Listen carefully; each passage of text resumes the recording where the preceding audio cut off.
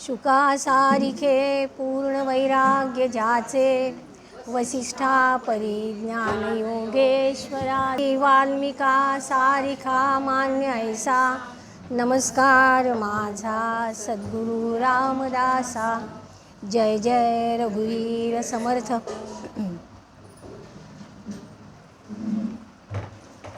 उपस्थित सगळे श्रोतृवर्ग, मान्यवर, सर्वांच्या चरणी विनम्र भावाने वंदन करते. पूज्य सखाराम महाराजांच्या चरणी पण विनम्र भावाने वंदन करते आणि आजच्या प्रवचन सेवेला सुरुवात करते.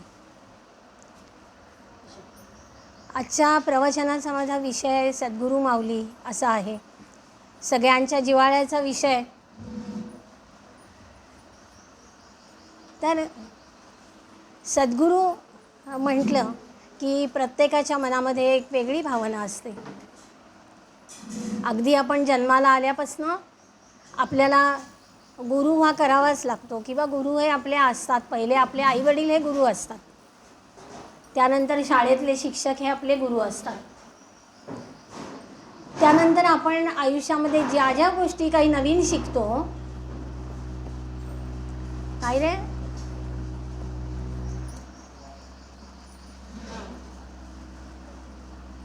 आवाज येतोय खूप कान्नू. ज्या ज्या गोष्टी आपण भौतिक विद्येचं ज्ञान करून घेतो ते शिकवणारे सगळे आपले गुरु असतात. पण भारतीय तत्त्वज्ञानामध्ये गुरु आणि सद्गुरू यामध्ये फरक सांगितलेला आहे. सद्गुरू हा एकच असतो आणि गुरु आपल्याला अनेक असतात. आयुष्यभर आपण ज्या ज्या गोष्टी शिकत जातो आणि ज्यांच्याकडनं शिकत जातो ते सगळे आपले गुरु असतात. आणि सद्गुरू म्हणजे आपल्याला आत्मज्ञान करून देतात, परमार्थाचं ज्ञान करून देतात, ते आपले सद्गुरू असतात आणि ते एकच असतात. मग हे सद्गुरू ओळखायचे कसे? कारण सध्याच्या काळामध्ये असा चांगला सद्गुरू आपल्याला मिळणं ही खूप अवघड गोष्ट झालेली आहे. पण समर्थांनी त्यांच्या दासबोधामध्ये अतिशय सुंदर रीतीनं एकाच ओवीमध्ये सद्गुरू ओळखायचा कसा आणि त्याची लक्षणं काय असतात आणि सद्गुरू कसा असतो याचं वर्णन केलेली आहे. ती एक ओवी आज मी सद्गुरूंच्या प्रवचनासाठी घेतलेली आहे. ती ओवी आधी तुम्हाला सांगते. ती ओवी अशी आहे. संगत्याग आणि निवेदन, विधेय स्थिती अलिप्तपण, सहज स्थिती उन्मनी विज्ञान, हे सप्तही एकरूप. आणि ह्या ज्या 7 साक्षात्काराच्या खुणा आहेत त्या आपल्याला सद्गुरूंच्या ठिकाणी कशा दिसतात आणि ओळखायच्या कशा, असा आपण विचार करणार आहोत. तत्पूर्वी समर्थांचं सद्गुरूंच्या विषयी काय मत होतं आणि त्यांच्या ग्रंथांमधनं त्यांनी सद्गुरूंचं स्तवन कसं केलेलं आहे हा विचार आपण थोडक्यात करून पुढे जाऊया. परमार्थामध्ये किंवा तत्त्वज्ञानामध्ये सद्गुरूंची व्याख्या करताना असं म्हटलेलं आहे की ब्रह्मवेद ब्रह्मैव भवती. उपनिषदांनी असं म्हटलेलं आहे की ब्रह्मवेद ब्रह्मैव भवती म्हणजे काय, की जो ब्रह्मवेत्ता आहे किंवा जो आत्मज्ञानी आहे हा ब्रह्मच होऊन राहतो. म्हणजे परमात्म स्वरूप म्हणजेच आपले सद्गुरू असा त्याचा अर्थ आहे. आणि समर्थांनी सुद्धा दासबोधामध्ये असं म्हटलेलं आहे की त्या ब्रह्मबोधे ब्रह्मची झाला संसार खेद तो उडाला. आणि अद्वैत वेदांत जे सांगतं जीवो ब्रह्मैव नापरा, या अर्थानं सुद्धा परमात्म स्वरूप म्हणजे सद्गुरू. म्हणजे सद्गुरू ही काही कोणी व्यक्ती नाही तर परमात्म स्वरूप हेच सद्गुरू आहे. मग समर्थांनी सद्गुरू स्तवन केलेलं वेगळेपणानं कसं आहे? सर्वसाधारणपणे ग्रंथाच्या आरंभी गणेशाचं स्तवन किंवा शारदेचं स्तवन अशी ग्रंथाची सुरुवात असते. पण समर्थांच्या अनेक ग्रंथांमध्ये त्यांनी सद्गुरूंचं स्तवन केलं आहे आणि ग्रंथाला सुरुवात केलेली आहे. आणि ते सद्गुरूंचं स्तवनसुद्धा अतिशय वेगळ्या पद्धतीनं मांडलेलं आहे. त्याचा आपण आधी विचार करून मग त्या ओवीकडे जाऊया. आत्माराम हा त्यांचा पूर्णपणे तत्त्वज्ञान सांगणारा असा ग्रंथ आहे. काल मी त्याचा उल्लेखही केला होता की त्यामध्ये एका शिष्याचा पूर्णपणे प्रवास आहे. प्रपंच ते परमार्थ असा पूर्ण प्रवास गुरु शिष्य संवादातून आपल्यासमोर उलगडून दाखवलेला आहे. मग त्या आत्माराम ग्रंथामध्ये सुरुवातीला गणेशाचं स्तवन न करता समर्थ काय म्हणतात बघा, तेथे स्तवनाचा विचार न घडे निर्विकारी विचार, परी तयास नमस्कार भावबळे माझा. आता इथे याचा अर्थ काय, तर ज्याचं स्तवन करायचं आहे, म्हणजे ज्या परमात्मा स्वरूपाचं स्तवन करायचं आहे, ते परमात्मा स्वरूप कसं आहे, निर्विकारी निर्रूप आहे, त्याला रूप नाही. मग त्याचं आपण स्तवन कसं करायचं, आणि त्याला रूप नाही, विकार नाही, काहीच नाही, मग स्तवन करायचं कसं. मग समर्थ इथे काय म्हणतात, परी तयास नमस्कार भावबळे माझा. आणि दुसरी एक गोष्ट महत्त्वाची म्हणजे जर आपल्याला वंदन करायचं असेल तर आपल्याला 2 जणं लागतात. ज्याला वंदन करायचं तो आणि जो वंदन करणार आहे तो. एकच व्यक्ती धरली तर वंदन करता येत नाही. मग असं जर 2 लागतात आणि परमात्मा स्वरूप तर पूर्ण म्हणजे समर्थ म्हणतात मी त्या परमात्मा स्वरूपाशी एकरूप झालेलो आहे, मी वेगळेपणानं माझं अस्तित्वच नाही. मग मी नमस्कार कसा करू, नमस्कार करायला 2 जणं लागतात, तर मी नमस्कार पण तुमच्या सर्वांच्यासाठी म्हणजे आपल्या सर्वांच्यासाठी ते म्हणतात की मला सद्गुरूंचं स्तवन केलंच पाहिजे, म्हणून मी भावबळे की मी त्यांच्यापासून वेगळा आहे असं कल्पनेनं समजून, कारण त्यांना सद्गुरूंचा वियोग एक क्षणभरही सहन होत नाही, त्यामुळे ते असं म्हणतात की मी कल्पना अशी करतो आहे की मी भावपूर्ण म्हणजे भावानी अशी कल्पना करतो आहे की मी सद्गुरूंच्यापासून वेगळा आहे आणि ह्या कल्पनेने मी त्यांना स्तवन करतो आहे. पण स्तवन करायचं खरं विचार येत नाही, कारण आम्ही एकच आहोत, एकरूप झालेले आहोत. आणि मग याची आपल्याला साक्ष पुढे 21 समासीमध्ये मिळते. 21 समासीच्या सुरुवातीला सुद्धा त्यांनी सद्गुरूंचं स्तवन करूनच ग्रंथाला सुरुवात केली आहे. तिथे पण गणेशाचं स्तवन नाही. मग तिथे सद्गुरू आपले समर्थ काय म्हणतात सद्गुरूंच्या विषयी, समर्थ म्हणतात मन मीपणे निर्भुजले, मन मीपणे निर्भुजले स्वामींच्या पदी मिसळले, ऐक्य रूपे स्वयेची जाहले पद आपण. निर्भुजले म्हणजे काय आहे, ते म्हणतात माझं मन सद्गुरूंच्यापासून वेगळं व्हायचं या कल्पनेनेच घाबरून गेलं की मला आता वेगळेपणानं काहीतरी करायचं आहे, तर मी सद्गुरूंपासून वेगळा होणार या कल्पनेने माझं मन घाबरलं. निर्भुजले म्हणजे घाबरलं. मग काय केलं, त्या घाबरलेल्या मनाने काय केलं, स्वामींच्या पदी मिसळले, ऐक्य रूपे स्वयेची झाले. मग असं घाबरलेल्या मनाने काय केलं, मी ताबडतोब स्वामींशी माझ्या एकरूप होऊन गेलो, स्वामींच्या पदी मिसळले. कारण ही जी मला भीती वाटली की मी आता सद्गुरूंपासून वेगळा राहीन का काय, या भीतीतून मुक्त होण्यासाठी मी स्वामींशी एकरूप झालो आणि ऐक्यरूप एकमेकांमध्ये आम्ही पूर्णपणे मिसळून गेलो. आणि अशा सुरुवात करून त्यांनी स्तवन केलेलं आहे. अशा त्यांच्या अनेक ग्रंथांमध्ये सद्गुरूंचं स्तवन हे सुरुवातीला दिसतं, कारण सद्गुरूंच्यावरती त्यांची इतकी नितांत श्रद्धा, निष्ठा आणि विश्वास होता की सद्गुरूंच्या शिवाय, आणि खरोखर तसंच आहे, प्रत्येक मनुष्याला आयुष्यामध्ये सद्गुरू हा करावाच लागतो, सद्गुरूंशिवाय मोक्ष कल्पांतीसुद्धा मिळणार नाही असं समर्थांनी सांगून ठेवलं आहे. आपल्याला जर आत्मज्ञान प्राप्ती किंवा मोक्ष प्राप्त करायचा असेल तर आपल्याला सद्गुरू करावाच लागतो, कारण त्या मोक्षाप्रत किंवा त्या मुक्तीप्रत आपल्याला सद्गुरू घेऊन जाणार आहेत, वाट दाखवणार आहेत, आपलं बोट धरून. पण शेवटीसुद्धा असं आहे की जी शेवटची स्थिती आहे, साक्षात्काराची आहे, मुक्तीची अवस्था आहे, तो अनुभव स्वतःचा स्वतःला घ्यायचा आहे. सद्गुरू तिथपर्यंत नेणार आहेत आणि तो अनुभव मात्र आपण घ्यायचा आहे. मग आपले सद्गुरू कसे आहेत, आता ह्या सद्गुरू आपले कसे आहेत त्याची त्या साक्षात्काराच्या खुणा या एका ओवीमध्ये दिसतात, ते आपण बघणार आहोत. आणि समर्थांनी त्यांच्या पादसेवन भक्तीमध्ये या ओवीचा उल्लेख केलेला आहे. तर पहिलाच काय, आता संगत्याग, 7 खुणा आहेत. संगत्याग, निवेदन, विधेय स्थिती, अलिप्तपणा, सहज स्थिती, उन्मनी विज्ञान, 7 स्थिती आहेत. त्या 7 स्थितींचा आज आपल्याला विचार करायचा आहे. त्यातली पहिली जी आहे संगत्याग. संग आणि त्याग 2 गोष्टी आहेत. संग म्हणजे काय, एखाद्या वस्तूला आपण चिकटणं म्हणजे संग आहे. आपण कशाला चिकटतो, आपण व्यवहारातल्या सगळ्याच गोष्टींना चिकटतो. पैसा अडका आहे त्याला चिकटतो, कपड्याला त्याला चिकटतो, खाण्यापिण्याला चिकटतो. या ज्या आपल्याला ऐहिक सुखोपभोगाच्या गोष्टी आहेत त्या सगळ्याला आपण चिकटतो. मग त्याच्या पुढचा शब्द काय? त्याग. संग, त्याग. ह्या सगळ्या गोष्टींचा तुम्हाला त्याग करायचा आहे. सोपं आहे का हो? आपण असं हे म्हणणं की हे सगळं मला सोडून द्यायचं आहे, किती अवघड गोष्ट आहे.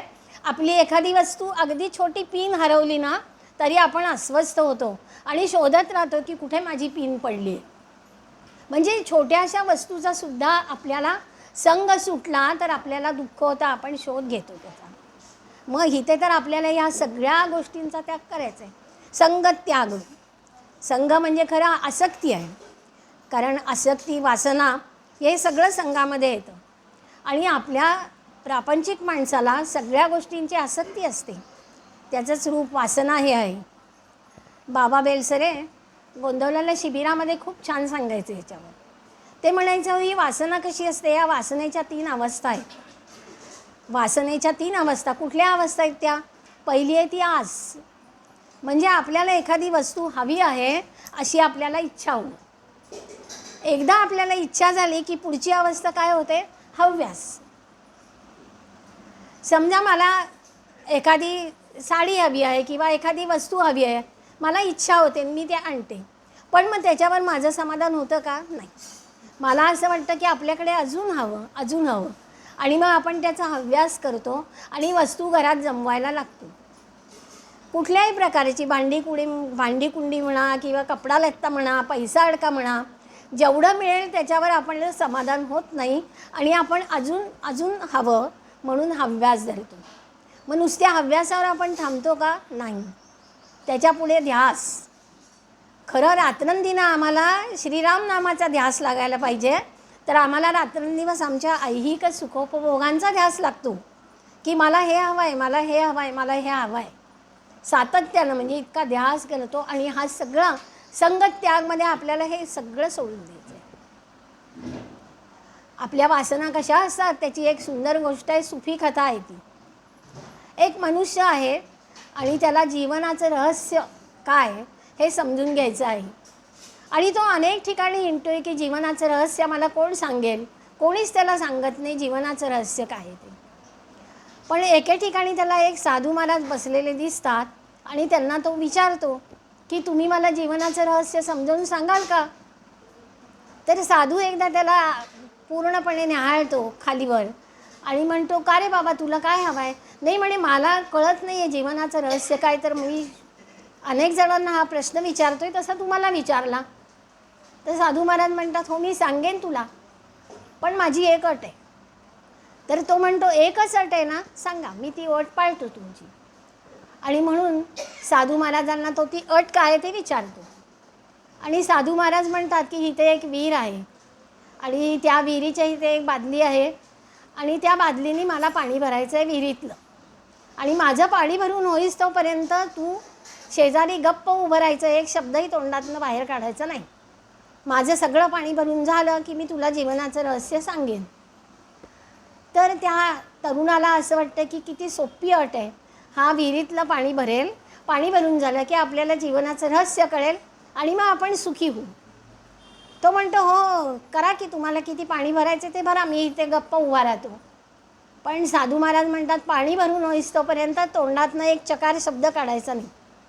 तू एक शब्द जरी बोललास तरी तुला जीवनाचं रहस्य कळणार नाही, तुला मी हाकलून देईन इथून. तरी तो म्हणतो, हो ठीक आहे, मी काहीही बोलणार नाही, मी गप्प उभा राहतो. साधू महाराज म्हणतात, ठीक आहे, मी तुला जीवनाचं रहस्य सांगेन, पाणी भरायला आता सुरुवात करतो. म्हणून ती बादली असते त्याला ते दोर बांधतात आणि जेव्हा ती बादली उचलून ते विहिरीत सोडतात तेव्हा त्या तरुणाला दिसतं की या बादलीला खाली बुडच नाही आहे. आणि मग तो स्वतःशीच म्हणतो की बापरे, आपण ठार मेलो. या माणसाचं कितीही बादल्या त्यांनी पाणी ओढलं तरी पाणी भरलं जाणार नाही आणि आपल्याला जीवनाचं रहस्य कळणार नाही. तरीसुद्धा तो संयम राखून उभा राहतो. साधू महाराज बादली विहिरीत सोडतात आणि पाणी काढतात वरती. ती खाली असते तेव्हा पाण्याने भरते, वर येईस्तोवर ती पूर्ण रिकामी झालेली असते. पाणी रिकामी झालेली बादली ते परत सोडतात, परत ती बादली आवाज करत वर येते, पाणी काही राहत नाही त्यात. असं 3दा होतं. आणि ते 3दा झाल्यावर या तरुणाचा संयम सुटतो आणि तो खूप रागावतो आणि जोरात ओरडून म्हणतो, बस झालं तुमचं पाणीवरून, मी निघालो, मला काही नको आता, मला ऐकायचंच काही नाही. आणि हे तो बोलल्याबरोबर ते साधू महाराज त्याच्याकडे डोळे रोखून बघतात आणि काहीही बोलत नाहीत. पण त्या तरुणाने त्या साधू महाराजांचे डोळे पाहिलेले असतात, पण तो रागाने घरी निघून जातो. घरी निघून गेल्यावर रात्रभर त्याला झोप येत नाही, कारण ते 2 डोळे त्याचा पाठलाग करत असतात. आणि त्याला असं वाटतं की आपलं चुकलं. साधू महाराजांना या काय सांगायचं होतं, त्यांना माझ्या संयमाची परीक्षा घ्यायची होती का मी काही न बोलता किती वेळ उभा राहू शकतोय, माझी ताकद किती आहे, कशाची परीक्षा घ्यायची होती. आणि आपण चुकलो, आपण मध्येच ओरडलो, आपण न बोलता उभं राहायला हवं, तर चुकलं आपलं खूप. म्हणून तो तसाच जेव्हा हा विचार त्याचा पक्का होतो तेव्हा तो धावत सुटतो आणि साधू महाराजांच्या इथं येऊन त्यांच्या पायावरती लोटांगण घालतो आणि त्यांना म्हणतो की चुकलो, मला माफ करा, आता परत तुम्ही पाणी भरायला सुरुवात करा, मी काही न बोलता उभं राहीन, पण मला जीवनाचं रहस्य समजावून सांगा. आणि मग त्यावर साधू महाराज त्याला म्हटलेत की अरे बाबा, तू किती वेडा आहेस, तुला जीवनाचं रहस्य मी कालच सांगितलं आहे, तुला कळलं नाही, त्याला मी काय करू आता. अरे ती जी बादली होती ना, ती वासना आहेत तुझ्या, ती वासनांची बादली आहे, ती वासनांची बादली फेकून दे आणि ध्यानाला बस. आणि जेव्हा तू असं करशील, सगळ्या वासनांचा त्याग करून ध्यानाला बसशील, तेव्हा तुला जीवनाचं खरं रहस्य काय आहे, म्हणजे आत्मज्ञान आणि ते कसं प्राप्त होणार ते तुला ताबडतोब कळेल. आणि तेव्हा त्या तरुणाला कळतं की आपली किती मोठी चूक होती. आणि खरोखर आपण विचार केला तर आपल्याला सुद्धा ऐहिक सुखोपभोगांचा त्याग करणं ही अत्यंत अवघड गोष्ट आहे. मग हे आपण कसं करावं. मी बरेच वर्ष या विषयांवर बोलत असल्याने माझ्या अनुभवाच्या गोष्टी त्या सर्वांनी कराव्यात असं माझं म्हणणं नाही, पण ज्याला करायच्या असतील त्याला मी एक सांगून जात असते दरवेळेला. मग आपल्याला हे कसं करता येईल. प्रपंच करत असताना आपल्याला या ऐहिक गोष्टींचा त्याग कसा करता येईल. मग आपण असा एक प्रयोग करावा की आपल्याला जी अत्यंत आवडती गोष्ट आहे खाण्याची, तिचा आपण त्याग करावा, म्हणजे ती मी खाणार नाही असं सांगावं. पण एक गोष्ट लक्षात ठेवा, डायबेटीसवाल्यांनी गोड पदार्थ खायचं नाही असं म्हणायचं नाही हां, त्यांचा तो त्याग आपोआपच होईल. पण त्यांनी नाही म्हणायचं गोड आम्हाला चालतं आहे, सगळं आम्हाला खायचं आहे, तरी आम्ही गोड वस्तूचा त्याग करतो असं आपण म्हणायचं. आपली जी प्रिय गोष्ट आहे ती आपण सोडायची आणि काही दिवसांचा तरी संकल्प करा, महिन्याचा.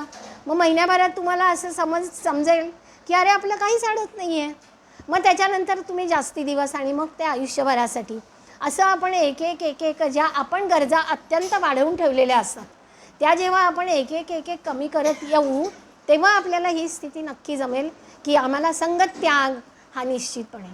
आणि हा संगत त्याग हा वासनांचा त्याग आहे, आसक्तीचा त्याग आहे. म्हणून आपले सद्गुरू आहेत त्यांच्या ठिकाणी हा महत्त्वाचा गुण आहे की त्यांनी संगत त्याग केलेला आहे. म्हणजे आपल्याला सद्गुरूंच्या ठिकाणी आढळणारी लक्षणं आपण बघतो. म्हणून पहिलं लक्षण आहे संगत त्याग. आणि त्याच्यासाठी आपल्याला समर्थांनी खूप छान सांगितलं आहे, मना वासना वासुदेवी वसुदे. म्हणजे आपल्या ज्या वासना आहेत त्या सगळ्या आपण वासुदेवाकडे वळवल्या तर आपल्याला हे संगत त्याग सहज जाईल. गोंदवलेकर महाराज असं सांगायचे की षड्रिपू काय किंवा वासना काय हे प्रत्येक मनुष्याच्या ठिकाणी असतंच. ते असणं काही वाईट नाही किंवा चुकीचं नाही, पण आपण ते कसं घेतो किंवा आपण त्याचा वापर कसा आपल्या आयुष्यात करतो त्याच्यावर त्याचं सुखदुःख अवलंबून असतं. तुम्हाला क्रोध येऊ दे, मत्सर असू दे, मोह असू दे, लोभ असू दे, पण कशाचा की अरे मी नामस्मरण काही करतच नाही म्हणून माझाच मला राग येऊ दे. तुम्हाला लोभ सुटू दे, पण मला नामस्मरणाचा लोभ सुटू दे की माझं नामस्मरण किती थोडं होत आहे, मला अजून जास्ती वाढवायचे किंवा माझी साधना किती कमी होती आहे ती मला वाढवायची. तर आपले जे विकार आहेत ते अशा प्रकारे आपण परमेश्वराकडे वळवले तर आपल्याला हे संगत त्याग हे खूप सहजपणाने नाही तरी नक्की जमेल, प्रयत्नाने नक्की जमेल. म्हणून पहिलं जे आहे ते संगत त्याग. आता दुसरं समर्थांनी काय सांगितलं आहे, निवेदन. निवेदन म्हणजे काय, निवेदन म्हणजे समर्पण. आणि नवविधा भक्तीतलं जे आत्मनिवेदन आहे ते म्हणजे स्वतःचं मीपणाचं किंवा अहंकाराचं समर्पण. कुठे, सद्गुरूंच्या पायापाशी. त्याला निवेदन म्हणजे हे सद्गुरूंच्या ठिकाणी असणारं एक लक्षण आहे. सद्गुरू आपले असे असतात. आता इथे काय आहे, आपल्याला मी पण किंवा अहंकार याचा नाश करायचा आहे. पुन्हा अवघड गोष्टी सगळ्या समर्थ सांगतायत करायला आपल्याला, सोपी गोष्ट काहीच नाही आहे. मग ही सगळ्यात अवघड गोष्टी आहे की मी केलं आणि माझा मीपणा अहंकार हे आपल्याला किती असतं, आयुष्यभर आपल्याला असतं.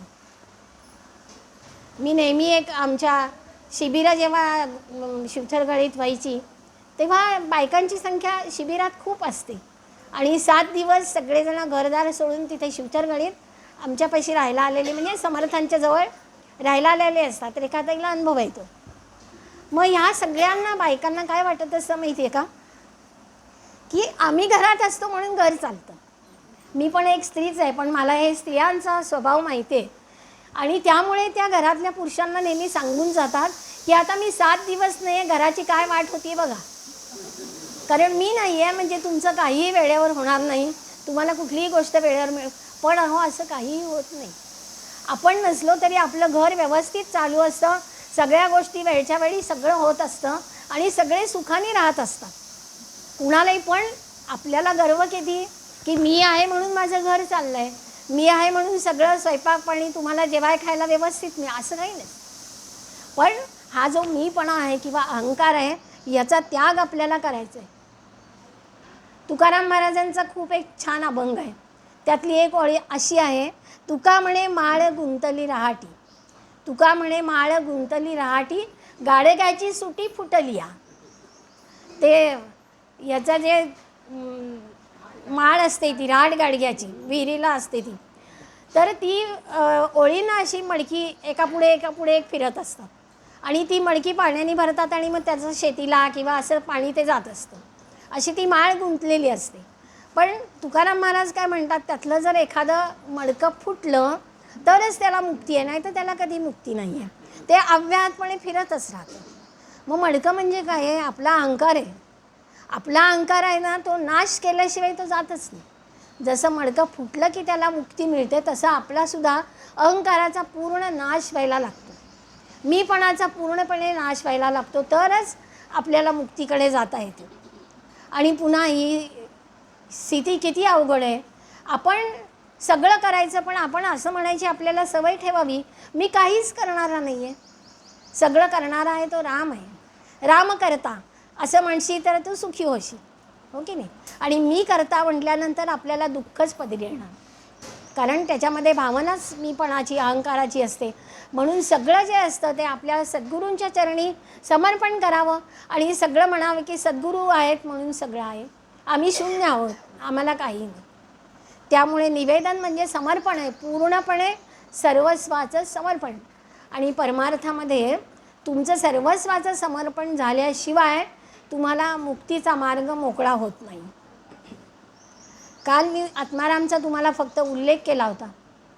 तर आत्माराममध्ये सुद्धा हे जे वरती आपण संगत्याग वाचलं, कारण या पहिल्या 4 स्थिती थोड्याफार एका छोट्या रेषेच्या फरकाने जवळजवळ आहेत सगळ्या, की संगत्याग करायचं ना. तर आत्माराममध्ये काल थोडक्यात बोलले मी की गुरु शिष्य संवाद आहे आणि शिष्याला आत्मज्ञान प्राप्ती करायची. आणि म्हणून समर्थांनी त्याला सांगितलं आहे की त्यागेसी सकळ वैभव आला आणि विश्वाससी माझी या बोला, तरी मी घालीन रे तुझला जेथील तेथी. म्हणजे पहिली अटच आपल्याला काय सांगितलं आहे, त्यागेसी सकळ वैभव आला. आपलं ऐहिक सुखोपभोगांचं जे सगळं वैभव आहे त्या सगळ्याचा तू त्याग कर. आणि पुढची पण महत्त्वाची गोष्ट आहे, आणि विश्वाससी माझी या बोला, सद्गुरूंच्या शब्दावरती पूर्णपणे श्रद्धा ती ठेवल्याशिवाय आपल्याला काहीही प्राप्त होणार नाही. आणि जर तू असं केलंस, मी सांगतो ते ऐकलंस, तर मी तुला जिथल्या तिथे नेऊन घालीन. आणि त्यांची प्रतिज्ञा आहे.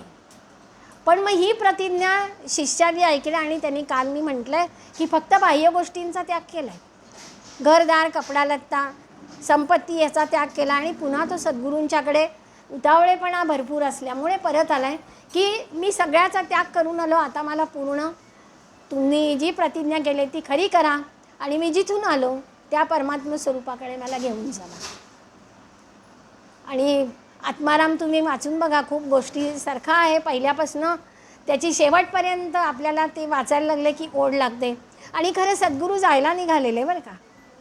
ग्रंथामध्ये असं आहे की सद्गुरूंनी शिष्याला सांगितलं की तू हे कर, आणि आता ते म्हणतात शिष्याला कळलं असेल आपण आता जाऊ. आणि ते जाणार एवढ्यात शिष्याने प्रश्न विचारला आहे, कारण त्यांनी लगेच सांगितलं की मी सगळ्याचा त्याग केला. तेव्हा सद्गुरूंना कळलं की आपल्या या शिष्याला अजून काहीच कळलं नाही. म्हणून ते पुन्हा येतात आणि ते म्हणतात की अरे तुझ्या अंतरंगातलं आहे ते सगळं देऊन टाक. आता अंतरंगातलं सुद्धा देऊन टाकायचं आहे, म्हणजे आपल्या ज्या वासना किंवा षड्रिपू आहेत ते.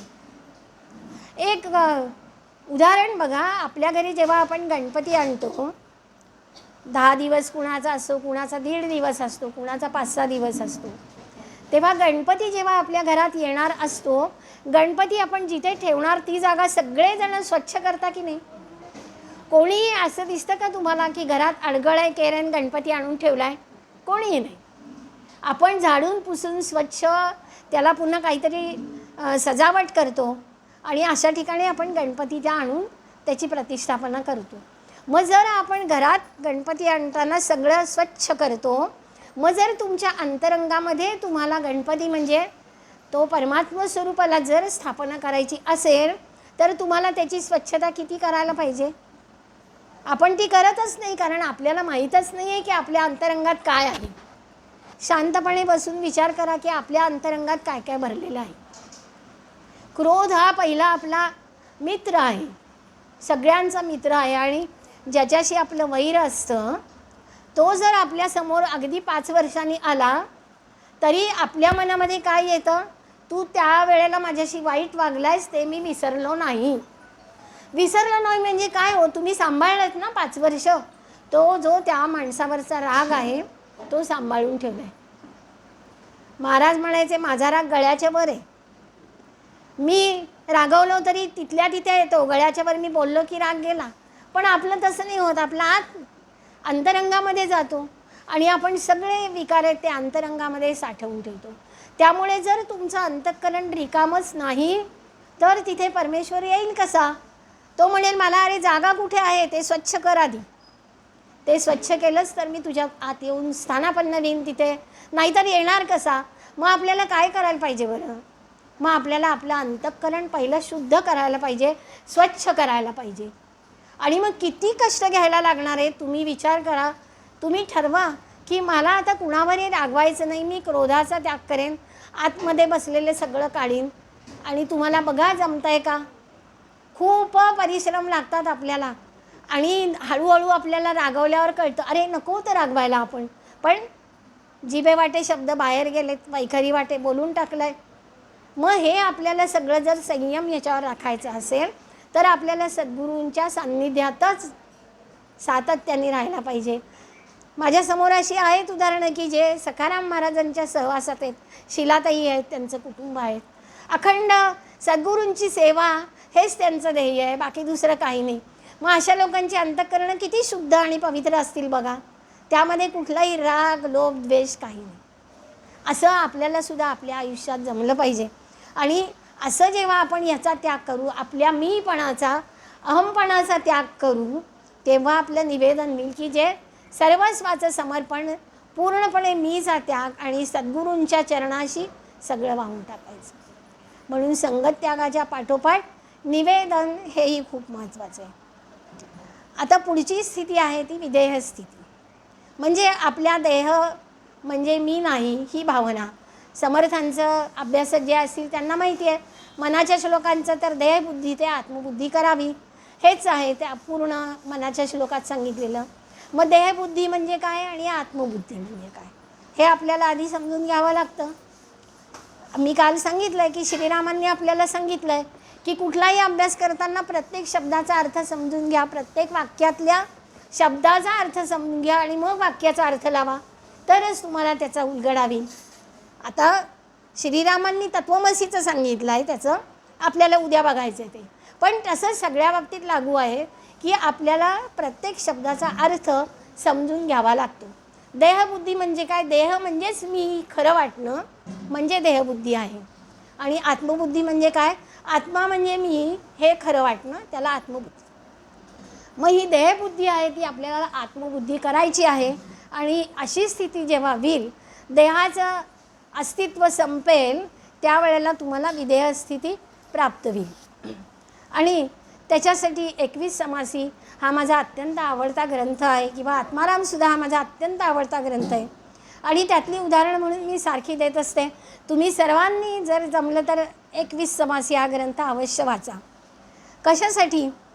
त्याच्यामध्ये अशी एक स्थिती समर्थांनी वर्णन केलेली आहे की गुरु आणि शिष्य समोरासमोर बसलेले आहेत, आणि ते दोघं समोरासमोर बसून कशासाठी, तर गुरु शिष्याला एक वेगळी अनुभूती देणार आहे. आणि शिष्यही तितकाच तोलामोलाचा आहे आणि गुरुही तितकेच तोलामोलाचे म्हणायला योग्यच नाही हा शब्द, पण गुरु हे तितकेच सर्वश्रेष्ठ असे गुरु आहे. आणि हा जो त्यांनी संवाद दिलेला आहे 21 समासीमध्ये, त्या ओव्या वाचून त्याचा आपण अर्थ बघू, म्हणजे तुम्हाला लगेच समजेल. काल मी तुम्हाला सांगितलं होतं की श्रीरामाचं मी वर्णन करताना डोळ्यासमोर रामाचं स्वरूप आणा, किंवा त्याचा संवाद आहे जेव्हा रामाशी ते लटकं भांडण करत आहेत तेव्हासुद्धा समोर, तसंच ही जी अवस्था आहे ती समजण्यासाठी प्रत्येकाने या ओव्या वाचते तेव्हा आपल्या डोळ्यासमोर ती जी क्रिया घडती आहे त्या दोघांच्यामध्ये ती डोळ्यासमोर आणावी, म्हणजे तुम्हाला बरोबर ती स्थिती कळेल. आणि मला प्रत्येक वेळेला असे संवाद आले की मला वाटायचं 21 समासी संपला, इथेच थांबावं आणि पुढे काही वाचूच नाही. पण ही जी विधेय स्थिती सांगून झाल्यानंतर काल जे आपण पाहिलं ना, श्रीरामांचं त्यांनी स्वरूप वर्णन केलं आहे, म्हणजे मी इथे थांबले अभ्यास करताना आणि मला वाटलं नको पुढे जायला आता, पण पुढच्याच समासामध्ये श्रीरामांनी समर्थांनी श्रीरामांचं मनोहर सावळं रूप आपल्या डोळ्यासमोर उभं केलं. आता ही विधेय स्थिती आहे का, अतिशय सुंदर आहे. दोघं जण गुरु आणि शिष्य समोरासमोर बसलेत. बोलोनी राहिले निवांत, विचार घेता शब्दासी अंत, झाला संवाद भेद रहित, उभयता एकची जागले. बोलोनी राहिले निवांत, दोघं समोरासमोर बसल्यानंतर त्यांचं दोघांच्यामधलं बोलणं पूर्णपणे थांबलं. त्याच्यानंतर काय आहे, विचार घेता शब्दासी अंत, शब्दच संपले, थांबला आवाज, शब्दच संपले, विचार घेता शब्दासी अंत. दोघं जण मौन बसलेले आहेत आणि असं झाल्यानंतर त्या दोघांच्या मधले शब्द संपून गेले. नेत्री टकमका पाहती, दोघं जण एकमेकांच्याकडे टकमका, डोळ्याची पापणी पण हलत नाही असे बघतायत. बघा, नेत्री टकमका पाहती परंतु काहीच न बोलती. न बोलता मौनातून त्या दोघांना एकमेकांचा सगळा संवाद चालू आहे आतमध्ये. त्यामुळे दोघं टक लावून एकमेकांच्याकडे पाहत आहेत, काहीच बोलत नाही आहेत. देहबुद्धीची भ्रांती उडवली गेली. दोघांनाही आपल्या देहाचं अस्तित्व पूर्णपणे विसरून गेले आणि त्यांची फक्त आत्मबुद्धी म्हणजे मी म्हणजे ते परमात्म स्वरूपच आहे ही जी बुद्धी आहे ती त्या दोघांची झाली. देहाचा पूर्णपणे त्यांना विसरच पडला.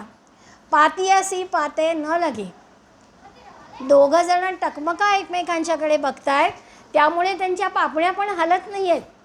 पापण्याही स्थिर आहेत आणि दोघं एकमेकांच्याकडे बघतायत.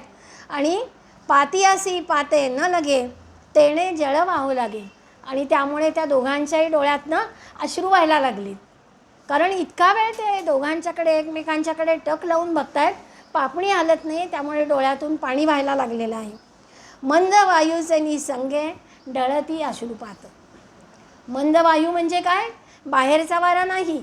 मंद वायू म्हणजे आपला श्वास, जो श्वास चालतो, कारण समाधी अवस्थेमध्ये श्वास आपला हळूहळू हळू कमी होत जातो, म्हणजे मधलं अंतर वाढत जातं. त्यामुळे मंद, तो श्वास मंद चालला आहे. मंद वायूचे निसंगे, आणि तो मंद श्वास चालला आहे, त्याच्याबरोबर अश्रुपात म्हणजे भरपूर दोघांच्या डोळ्यातून अश्रू गळत आहेत. देहाचे स्मरण नाही निचेष्टित झाले विदेही. आपण विदेह पण किंवा विधेय स्थिती बघतोय काय असते ती. दोघांनासुद्धा देहाचं स्मरणच राहिलं नाही आणि निचेष्टित म्हणजे काही हालचाल नाही अशा अवस्थेत ते जणू काही देह गेलेलाच आहे की काय, पूर्णपणे असा पडलेला आहे, निचेष्टित पडलेला आहे, अशी त्या दोघांची विदेह स्थिती. विदेह म्हणजे देहाचं भान नसणं, अशी स्थिती त्या दोघांची झाली. स्वरूपावभास तोही मोडून गेला. तत्त्वज्ञानातलं अजून हे उच्च स्थितीतलं तत्त्वज्ञान आहे, आपल्याला कळायला पण खूप अवघड आहे. की समर्थ म्हणतात प्रपंच जातो त्याबरोबर परमार्थही सोडून जातो. जेव्हा आपली शेवटची स्थिती आत्मज्ञानापर्यंत आपण पोचतो, तेव्हा प्रपंच संपतो आणि परमार्थही संपतो. आणि म्हणून त्यांनी इथे म्हटलेलं आहे की स्वरूपावभास तोही मोडून गेला. काहीही दोघांना कशाचंच काही भानच राहिलं नाही. जे आनंद जळी बुडाले, गुरु शिष्यपणा वेगळे झाले. आनंद जळामध्ये, आणि समर्थांचा एक खूप लाडका शब्द आहे की आनंदाच्या सागरामध्ये डुल्लत राहणं. डुल्लत राहणं येते खूप, म्हणजे ते आनंदाचं जे सागर आहे, जळ आहे, त्यामध्ये दोघं डुलत राहिले. म्हणजे आनंदाची स्थितीच इतकी प्राप्त झाली, कशाचंही भान नाही आहे. त्यामुळे आनंद जळी बुडाले, गुरु शिष्यपणा, गुरु आणि शिष्य हे वेगळे पण राहिलंच नाही. दोघं एकरूप होऊन गेले. मी आणि तू हा भान गेलं आणि पूर्ण अद्वैत स्थिती ही प्राप्त झाली. प्रपंच सोडोनी मुकले परमार्थासी. त्यांनी म्हटलंच आहे, प्रपंच तर सोडला पण परमार्थाला सुद्धा ते मुकले. त्याचंही त्यांना भान राहिलेलं नाही कशाचंही. इतकी ही समाधी अवस्था त्यांना प्राप्त झाली. ऐसे ते तटस्थ घटिकाचारी. या अवस्थेमध्ये ते 4 घटका याच अवस्थेमध्ये दोघं होते. 4 घटका याच अवस्थेमध्ये ते दोघं बुडून राहिले. उपरी आले देहावरी. आणि 4 घटका गेल्यानंतर त्यांना स्वतःच्या देहाचं भान आलं, म्हणजे त्यांची समाधी अवस्था उतरली. आणि मग काय झालं, परी स्वसुखाची अंतरी कळा बाणवून गेली. पण त्या दोघांच्या अंतरंगामध्ये स्वसुखाची, म्हणजे ज्याला आपण सच्चित आनंद सुख म्हणतो, त्या सुखाची एक पूर्णपणे अशी गोड लहर म्हणूया त्याला, की त्यांच्या ती अंगामध्ये निर्माण झाली. स्वसुखाची अंतरी कळा बाणवून गेली. दोघे एकरूप चालती. दोघे एकरूप झालेत. ब्रह्मानंदे करुणे डुल्लती. ब्रह्मानंद जो आहे तो त्यांना प्राप्त झाल्यामुळे ते त्या आनंदामध्ये डुल्लत राहिले. ते खूण स्वानुभवी जाणती. समर्थांनीच आपल्याला सांगितलं आहे की हे सगळं घडतं आहे. आता हे कोण जाणू शकेल, तर ज्यांनी असा अनुभव घेतलेला आहे त्यालाच हे कळू शकेल. येरा अतर्क्य. जे सामान्य लोक आहेत त्यांना हे कळणारच नाही, कारण ही स्थिती आहे ही अनुभवाची आहे. परमार्थामध्ये नेहमी आपल्याला सद्गुरू त्या स्थितीपर्यंत नेतात, पण जी स्वसुखाची किंवा सच्चित आनंदाची स्थिती आपल्याला अनुभवायची असते, ती ज्याची त्यांनी अनुभव घ्यायचा असतो. तो सद्गुरू तुम्हाला नेतात पण ते देऊ शकत नाही, तुम्ही घ्यायचा अनुभव. आणि म्हणून येरा अतर्क ही जी अनुभवाची स्थिती आहे ती ज्यांनी अनुभवलेली आहे त्यालाच ती कळेल की त्या स्थितीमध्ये नेमकं काय होतं. इतरांना अवघड आहे आणि आपण इतरांच्यामध्येच आहोत की नाही, कारण आपल्याला काही अनुभूती नाही. पण तरीसुद्धा मी म्हणते की असं आपल्याला ती अनुभूती नाही आली, पण आपण आपली उपासना वाढवून, आपली साधना वाढवून त्याच्या थोडं जवळपास तरी जाऊ शकतो. आणि मग आपले सद्गुरू कशासाठी येतो, ते सद्गुरू आपल्याला तिकडे नेणार आहेत आणि आपल्याला ती अनुभवाची खूण मिळवून देणार आहेत. पण मग त्याच्यासाठी आपल्याला काय करायला पाहिजे, विधेय स्थिती प्राप्त करायला पाहिजे. आणि ही जी स्थिती त्यांनी सांगितलेली आहे त्या स्थितीमध्ये काय करायचं असतो, गुरु शिष्य जर समोरासमोर बसले तर शिष्यानंही काही करायचं नाही आहे आणि गुरूनंही काही करायचं नाही आहे. दोघांनी फक्त एकमेकांच्या समोर बसायचं आहे आणि शिष्यानं गुरुच्या जवळ राहून एका भावाने त्याच्याशी एकरूप होऊन त्या सद्गुरूंच्याकडनं सगळं आत्मसात करून घ्यायचं आहे. त्याच्यासाठी तुम्हाला शिकवावं लागत नाही, काही नाही. एकमेकांच्याकडे बघून, एकमेकांना दृष्टीनं जाणून किंवा नुसते एकमेकांच्या बघून डोळ्यांनीच, म्हणजे किंवा बाकीच्या खुणा ज्या शरीराच्या दिसतात त्या खुणा जाणून घेऊन त्या दोघांनी एकरूप व्हायचं आहे. त्यांना बाकी शिकवणी वगैरे असं काही लागत नाही, आपल्यासारख्या सामान्यांना लागतं. हे जेव्हा वाचून झालं ना तेव्हा खूप डोळे भरून आले ते. आणि मी म्हटलं की आपल्याला या जन्मात ही अनुभूती येईल की नाही माहिती नाही, पण शब्दरूपाने तरी आपण अनुभव घेऊ शकतो. की प्रत्यक्ष अनुभूती नाही आली तर नाही येऊ दे, पण शब्दरूपाने आपण डोळ्याच्या समोर आपल्या ते चित्र उभं करून त्या दोघांची काय स्थिती असेल ती आपण अनुभवून घेऊ शकतो. त्यामुळे अशी जी ही विधेय स्थिती आहे ती आपल्याला प्राप्त करून घ्यायची आहे. आणि सद्गुरूंच्या ठिकाणी अशी विधेय स्थिती असते ते देहामध्ये नसतातच. सद्गुरू किंवा आपले सगळे संत मंडळी ही सगळी स्थिती प्राप्त झालेली असेल. याच्यात 21 समासीमध्ये एक सुंदर ओवी आहे. रामासी इतुकी मागावे आपण रामाची होऊनी जावे, का रामासी करावे आपण ऐसे. म्हणजे एक तर आपण तरी राम व्हावं, नाही तर रामाला आपल्यासारखं करावं. एकरूपच व्हायचं आहे ना तुम्हाला, मग दोन्हीपैकी काहीतरी एक करा. पण एकरूपतेशिवाय आपल्याला हे मिळणार नाही. आणि म्हणून विधेय स्थिती ही अत्यंत महत्त्वाची आहे. एक संत राबिया नावाची एक संत होऊन गेली. बाबा बेलसरांच्या संतांच्या कथा या पुस्तकामध्ये ही कथा आहे. आणि ती पण संत होती. ती तिच्या वडिलांची 4 नंबरची मुलगी होती, म्हणून तिचं राबिया, कारण राबा म्हणजे चौथा असा अर्थ, म्हणून तिचं राबिया असं नाव ठेवलं गेलं होतं. आणि एकदा दुष्काळ पडला आणि त्या दुष्काळामध्ये तिची सगळ्या बहिणी भावंडं आई वडील यांच्यापासून तिची ताटातूट झाली आणि ती एकटीच बिचारी त्या दुष्काळात राहिली. बाकी सगळे कुठे गेले तिला कळलं पण नाही. आणि अशा अवस्थेमध्ये तिला गुलाम म्हणून बाजारामध्ये विकायला ठेवलं. आणि एका गृहस्थानी, ते गृहस्थ अतिशय चांगले होते, त्यांनी तिला विकत घेतलं गुलाम म्हणून. आणि ते तिला म्हणले, राबिया तू माझ्या घरी चल आणि माझ्या घरातलं सगळं दिवसभर तू काम करत राहा. तर ती बिचारी अतिशय भक्त होती परमेश्वराची आणि ती अखंड नामस्मरण करायची. सकाळी उठल्यापासनं झोपेपर्यंत तिचं अखंड नामस्मरण चालायचं. तर ती काम करताना सुद्धा देवाचं नाव घ्यायची. आणि त्या व्यापाऱ्याच्या ही गोष्ट लक्षात आली आणि त्यांनी तिला विचारलं की राबिया तू दिवसभर नामस्मरण करतेस, तर मला आता ते पाहून असं समजलं की तुला मी कामाला लावतो हे चुकीचं आहे. मी तुला त्या सगळ्या कामातनं मुक्त करतो. तू आता तुला हवी तशी तुझ्या परमेश्वराची तू साधना कर. तिला आनंद होतो आणि ती गावाबाहेर जाऊन एक झोपडी बांधते आणि त्या झोपडीत राहून आता ती अखंड ईश्वराच्या नामस्मरणामध्ये दंग राहते. तिचे समकालीन एक संत आहेत हुसेन नावाचे, आणि ते तिच्याकडे येतात आणि ते तिला विचारतात की बाई राबिया तू ही स्थिती कशी प्राप्त करून घेतलीस. कारण अशी स्थिती प्राप्त करून घेणं हे किती अवघड आहे. आपल्याला एक दिवस तरी सगळं सोडून राहता येतं का? नाही. लगेच घराकडे परत जातो, सगळं डोळ्यापुढे दिसत असतं आपल्या. ही सर्वस्वाचा त्याग केलेला आहे.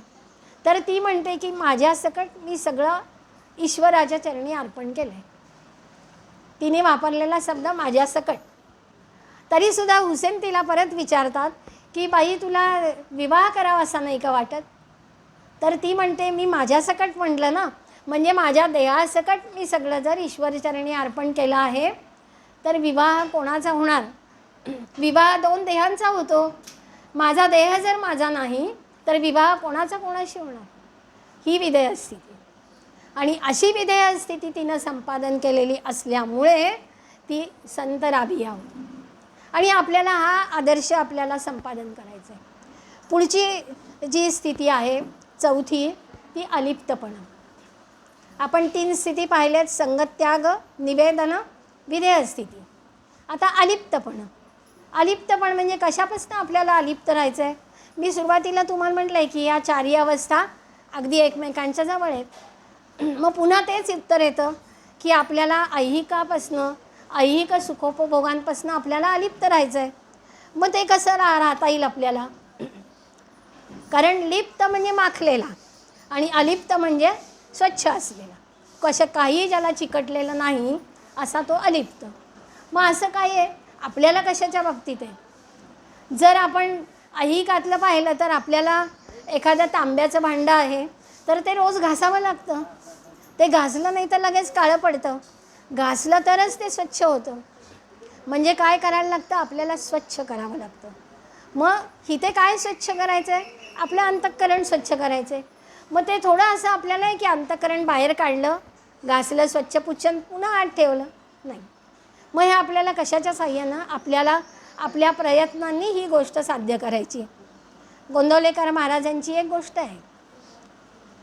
गोंदवलेकर महाराजांच्या मठामध्ये अनेक भक्तमंडळी यायची, म्हणजे जी आपल्याला भक्तमंडळी म्हणवून घ्यायची अशी. खरी भक्तमंडळी नाही, पण मठात गेलं की खाणं पिणं सगळं मिळतं आहे आणि आपलं सगळं भागतं आहे, अशा यांनी तिथे येऊन पडलेली. आणि मग त्यांचे खूप अंतरंग शिष्य असतात, वामनराव ज्ञानेश्वरी नावाचे. आणि मग ते महाराजांना विचारतात की अहो महाराज, किती लोक आता आपल्या मठात पडली आहेत, कोणीही काही करत नाही आहे, आणि तुम्ही येईल त्याला कसं म्हणता इथे पडून राहा म्हणून. नुसती गर्दी, नुसती खाणाऱ्यांची राहणाऱ्यांची इथे झाली आहे. तर महाराज म्हणतात, अरे बाबा तुला कळत नाही आहे, ती माणसं नुसती नाही पडलेली. मग कशी पडली आहे? तर महाराज म्हणतात, सत्संगाच्या ओढ्यामध्ये त्यांच्या चित्ताची जळकी भांडी मी भिजत टाकली. चित्ताची किती जळकी भांडी आपल्या आहेत बघा, आणि ती कशात भिजत टाकली आहेत? सत्संगाचा ओढा. आणि म्हणून आपल्याला सत्संग हा आपल्या आयुष्यात अत्यंत महत्त्वाचा असतो. आपण जर सारखं संतांच्या सहवासात राहिलो तर आपल्या चित्ताची जळकी भांडी स्वच्छ होतात. आणि मग महाराज पुढे काय म्हणतात की मी ती भांडी भिजत टाकली आहे, ती चांगली भिजू दे. म्हणून ते प्रत्येकाला म्हणतात पडून राहा, पडून राहा. आणि मग ते काय म्हणतात, ती चांगली भिजली की माझं काम सोपं असतं, कारण भिजल्यानंतर मळ पटकन स्वच्छ होतो. मग ते म्हणले, एका माझ्या एक घासण्यामध्ये स्वच्छ होतं ते अंतःकरण, चित्त शुद्ध होतो, मला परिश्रम मग घडत नाही. पण म्हणजे आपल्याला सुद्धा आपल्या चित्ताची, आणि मी नेहमी खरं सांगू का, परमार्थ किंवा अध्यात्म हा विषय बाहेरून शिकण्याचा विषयच नाही आहे. हा सगळा आपला आपण अंतरंगात शिकण्याचा विषय आहे. त्यामुळे बाहेरनं कुणी उपदेश, कारण त्याचं असं आहे की बाहेरच्यांनी सांगून हवं आपण ऐकतच नाही. समर्थांनी मनाचे श्लोक का सांगितले, मनाला उपदेश का केला? कारण त्यांना माहिती आहे कुणीही दुसऱ्याचं ऐकत नाही. प्रत्येकजण काय म्हणतो, माझ्या मनाला पटेल ते मी करेन. आता मी प्रवचनात खूप गोष्टी सांगितल्या, तरी सगळे तुम्ही ऐकून घ्याल आणि नंतर म्हणाल की ताई म्हणतात ते प्रवचन ठीक आहे, आपण काही करायचं नाही, आपलं आपलं रोजचं चाललं आहे ते चाललं. कारण माझ्या मनाला जोपर्यंत वाटत नाही तोपर्यंत मी ते करणार नाही, असं आपलं माणसाचं धोरण आहे. आणि म्हणून आपल्या चित्ताची भांडी जी आहे ती किती जळकी झालेली असतात, साठवून ठेवतो आपण. आणि म्हणून आपल्याला सत्संग हा अत्यंत आवश्यक आहे. आणि म्हणून महाराजांनी असं सांगितलं, म्हणून ती माणसं पडलेली राहू दे, त्यांची भांडी चांगली भिजली की एक हात मारला की माझं काम होईल. अशा तऱ्हेनं ही अलिप्तपणा हा जो आहे तो आपल्याला सद्गुरूंच्या ठिकाणी दिसतो. आता पुढचा जो आहे तो सहज स्थिती. आता संगत्याग, निवेदन, विधेय स्थिती आणि अलिप्तपणा हे चार बऱ्यापैकी जवळजवळचे. आता सहज स्थिती ही अजून वेगळी आहे. आता ही सहज स्थिती म्हणजे आपल्या हातातनं कुठलीही गोष्ट सहज घडणं, परिश्रमाशिवाय कुठलीही गोष्ट घडणं, याला सहज स्थिती म्हणतात. आपण श्वासोश्वास घेतो ती सहज स्थिती आहे की नाही? आपण सांगतो का बाबा श्वास, आता थांब बाबा तू माझे 10 मिनटं, मला श्वासच नाही घ्यायचा आहे, गप्प राहायचं आहे, सांगू का? आपल्याला एकदम पुढच्याच मार्गाला लागावं लागेल असं सांगलं तर. पण श्वास घेणं ही आपली सहज स्थिती आहे, आपण वेगळं काही करत नाही. अशी स्थिती आपली कुठली व्हायला पाहिजे? नामस्मरणाची व्हायला पाहिजे. नामस्मरण हे आपलं सहज आतमध्ये चालू राहिलं पाहिजे. काल मी तुम्हाला त्या मुलाची गोष्ट सांगितली आहे ना, गड इंग्लजच्या, तसं की अनुसंधान, एकदा नामस्मरणाला सुरुवात झाली की दिवसभर त्याचं अनुसंधान टिकून राहिलं पाहिजे. आणि मग सहजातम सहनम असं जे आहे की आपल्याबरोबर जे सहज येतं त्याला सहज स्थिती म्हणतात. बाबा बेलसरांची मी खूप प्रवचनं ऐकलेली असल्यामुळे त्यातली उदाहरणं बऱ्याच प्रमाणात मी इथे सांगते. बाबा बेलसरे काय म्हणायचे माहिती आहे का? ते म्हणायचे की अहो, आपल्याला कशीही स्थिती असू दे, तुम्हाला राहायला बंगला आहे ना तरी आनंदात आहे, तुम्हाला राहायला एकच खोलीचं घर आहे तरी मी आनंदात आहे. म्हणजे कुठलीही स्थिती तुम्हाला प्राप्त होऊ दे, मला रोज पंचपक्वान्नांचं जेवण मिळतं आहे तरी मी आनंदात आहे, आणि मला चटणी भाकरी मिळाली तरीसुद्धा मी आनंदात आहे. म्हणजे जे आपल्याला सहजतेनं प्राप्त होणारं आहे ते आपण स्वीकारून सहजपणानं त्या स्थितीमध्ये राहणं म्हणजे सहज स्थिती आहे. सुख किंवा दुःख हे दोन्हीही आपण सहजपणे स्वीकारणं ही सुद्धा किती गोष्ट अवघड आहे बघा. सुख आपण स्वीकारू, पण दुःख आपल्याला स्वीकारता येत नाही. ज्या वेळेला माणसावर अडचणी येतात, संकट येतात, तेव्हा मनुष्य पहिलं दूषण परमेश्वराला देतो की माझ्याच वाट्याला हे तू का बाबा आणलंयस, मी तुझी इतकी भक्ती करतो, पण तू हे माझ्याच वाट्याला दुःख का आणलंयस? मलाच हा रोग का झाला, इतरांना का नाही? असे प्रश्न आपल्याला लगेच पडतात. पण तुम्ही तेव्हा असा विचार करायचा की अरे तुम्ही परमेश्वराची जर भक्ती मनापासून करत असाल तर आज तुम्हाला कमी त्रास सहन करावा लागतोय.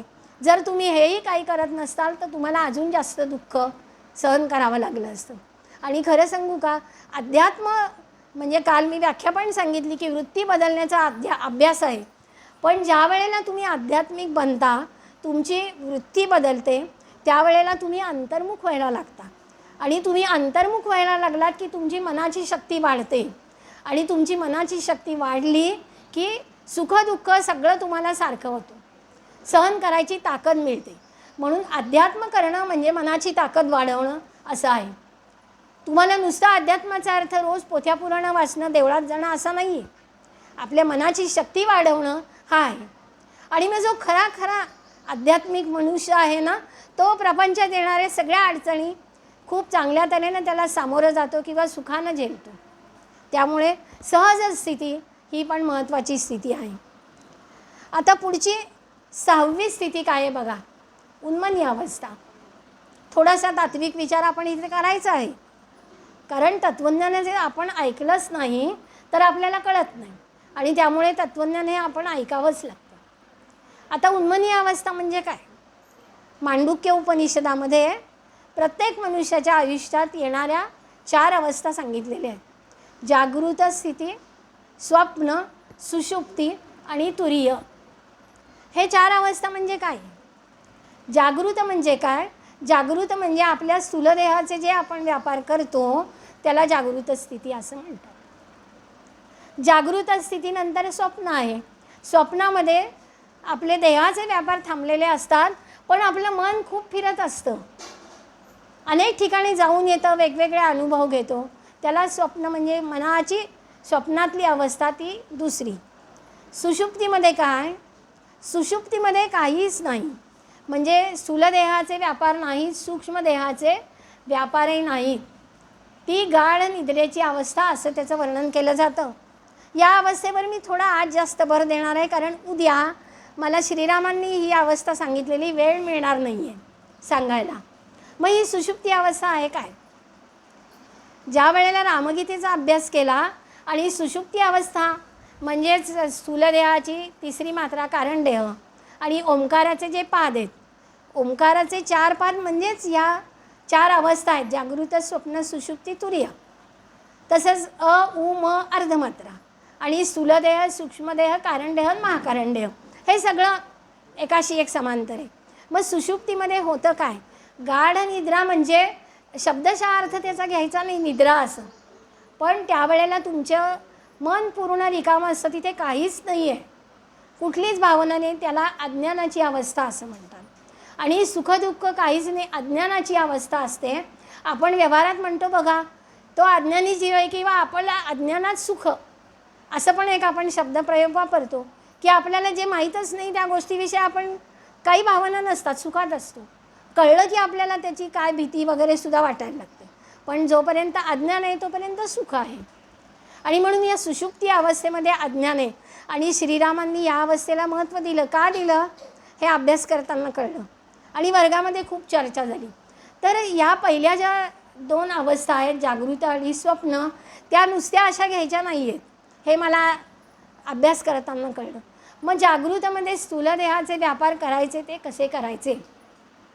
आपण सगळ्या क्रिया घडतो, आपल्या हातनं जे जे कर्म करतो त्याला जागृत अवस्थेत आपण जे करतो क्रिया ते जागृत अवस्था अशी म्हणतो, म्हणजे हातनं होणारं कर्म. मग हे कर्म कोणतं करायचं आणि कोणतं नाही हे ठरवणं ही जागृत अवस्था आहे.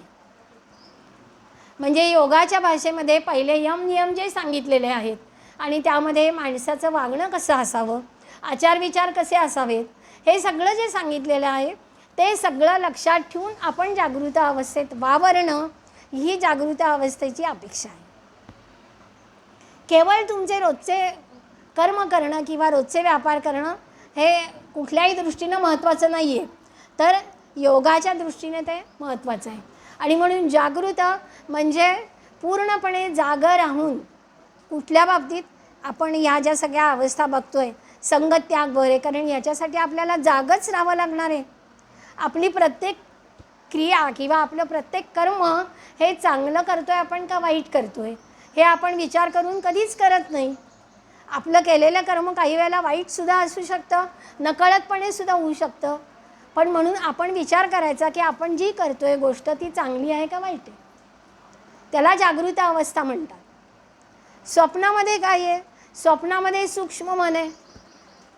पुन्हा सूक्ष्म मन हे जास्ती सूक्ष्माकडे पोचणार आहे. काल आपण थोडं मानसपूजेचाही विचार केला आहे. मग आता सूक्ष्म मन म्हणजे स्वप्न पडणं किंवा स्वप्नामध्ये विहार करणं हे काही आपल्या हातात नाही आहे. पण आपल्याला जे आपलं मन सूक्ष्म करायचं आहे ते जर आपण परमेश्वराकडे लावून परमार्थाच्या दृष्टीने जर आपलं मन सूक्ष्म करत गेलो तर आपल्याला या स्वप्नावस्थेचा वेगळा अनुभव येईल.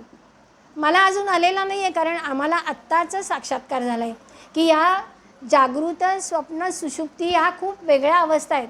त्याचा शब्दशः अर्थ घ्यायचा नाही. व्यक्तिगत आपल्यामध्ये पूर्ण बदल घडवायचा आहे. आणि तो बदल घडवणं म्हणजे आपण जागृत अवस्था उपभोगणं किंवा स्वप्न आणि सुषुप्तीमध्ये जेव्हा जाऊ तेव्हा आपण स्वच्छ होऊन जाऊ. आणि सुषुप्तीमध्ये काहीच नाही म्हणजे अज्ञान. पण आपल्याला जर आपण कळलंच नाही की मी अज्ञानी आहे तर आपण ज्ञानाकडे जाणारच नाही. त्यामुळे पहिली जी पायरी आहे ती तुम्हाला कळणं अत्यंत आवश्यक आहे की मला काही कळत नाही, मी अज्ञानी आहे. आणि ही जी अवस्था आहे म्हणून सुषुप्तीतला जीव जो आहे, श्रीरामांनी असं म्हटलं आहे की सुषुप्तीतला जीव काय म्हणतो? मी सुखी आहे, मी आनंदी आहे, कारण त्याला कुठलंही ज्ञान नाही. आणि पुन्हा ज्ञान आणि अज्ञान याच्यामधली रेषासुद्धा एक खूप अशी धूसर आहे.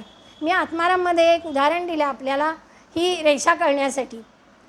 प्रत्येक माणसाला जेव्हा ज्ञान प्राप्त होतं तेव्हा असं होत नाही की अज्ञान गेलं आणि पाठोपाठ ज्ञान शिरलं, असं कधी होत नाही. पण आपल्याला नेहमी वाटतं की माझं अज्ञान या क्षणाला गेलं आणि तिथे ताबडतोब ज्ञान आलं. नाही. त्याच्यासाठी मी एक उदाहरण देते. पहाटेच्या वेळेला सूर्योदय होण्यापूर्वी तांबडं फुटतं. सूर्योदय म्हणजे ज्ञान आहे. पण पहाटेच्या वेळेला तांबडं फुटतं तेव्हा सूर्य उगवलेला नसतो. मग ती तांबडं फुटलेलं जी अवस्था आहे त्याच्या आधीची अवस्था काय आहे? पूर्ण अंधार, रात्र. ती पूर्ण अंधाराची अवस्था म्हणजे शून्यावस्था, अज्ञानाची अवस्था आहे. मग जेव्हा तांबडं फुटतं तेव्हा आपलं अज्ञान नाहीसं झालेलं असतं, पण ज्ञानाने प्रवेश केलेला नाही, कारण सूर्य उगवलेला नाही.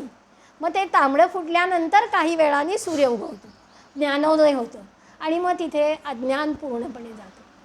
पण हे मी सांगते ते समजायला खूप अवघड आहे, पण तुम्ही समजून घ्या, कारण आता रामगीता वाचताना तुम्हाला सुषुप्ती अवस्था किती महत्त्वाची आहे सारखं वाचायला मिळणार आहे. आणि म्हणून आपल्याला अज्ञान म्हणजे काय हे कळणं आवश्यक असतं. ज्ञान होतं म्हणजे काय? पुन्हा एक छोटीशी आपण गोष्ट ऐकू. एक जैन कथा आहे ही. आणि एक भिक्षुणी असते, तिचं नाव चिनाई का काहीतरी असे, मला नाव आत्ता नक्की आठवत नाही आहे. तर ती जी भिक्षुणी आहे तर तिला ज्ञानप्राप्ती करून घ्यायची असते, म्हणून ती गावाबाहेर एक आश्रम बांधून राहिलेली आहे. आणि ती रोज आश्रमातनं नदीजवळ असते तिथे पाणी भरायला जायची. तिच्याकडे कावड असते आणि त्या कावडीला 2 घागरी बांधलेल्या असतात आणि ती पाणी भरायला जायची. आणि ज्ञानप्राप्तीसाठी ती साधना करायला राहिलेली आहे, पण तिला कळतच नाही आहे ज्ञान म्हणजे काय ते. आणि पौर्णिमेची रात्र आहे. पौर्णिमेच्या रात्री पूर्ण चंद्रबिंब आहे आणि त्या दिवशी ती 2 घागरींची कावड घेऊन गाणं गुणगुणत अशी चाललेली आहे नदीवर पाणी भरायला. ती नदीवर जाते, 2 घागरी पाण्यानं गच्च भरते आणि ती निघते परत. गाणं गुणगुणती आनंदात आहे, कारण पौर्णिमेची रात्र, प्रसन्न वातावरण आहे. आणि इतक्यामध्ये तिच्या त्या घागरीच्या कावडी खाली पडतात आणि फुटतात. आणि त्याच्या आधी एक गोष्ट सांगायची राहिली. जेव्हा ती घागरी घेऊन चाललेली असते तेव्हा ती त्या घागरीमध्ये चंद्राचं प्रतिबिंब पाहत असते. पौर्णिमेच्या चंद्राचं पूर्ण प्रतिबिंब घागरीत पडलेलं पाहिलेलं तिने. आणि म्हणून ती त्या आनंदात चाललेली असतानाच त्या 2 घागरी फुटून खाली पडतात. घागरी फुटतात, पाणी सांडून जातं. आणि असं झाल्यावर काय होतं? चंद्राचं प्रतिबिंबही नाहीसं होतं आणि त्याच क्षणी तिला ज्ञानोदय झाला. आता आपल्याला जैन कथा अशा असतात की ते प्रसंग सांगतात आणि पुढचं तुम्हाला सगळं समजून घ्यायचं असतं. नेमकं काय झालं? त्याच क्षणी ज्ञानोदय झाला म्हणजे काय झालं? तिला काय कळलं की आपलं हे जीवन हे या पाण्यासारखं क्षणभंगुर आहे, या मडक्यासारखं क्षणभंगुर आहे.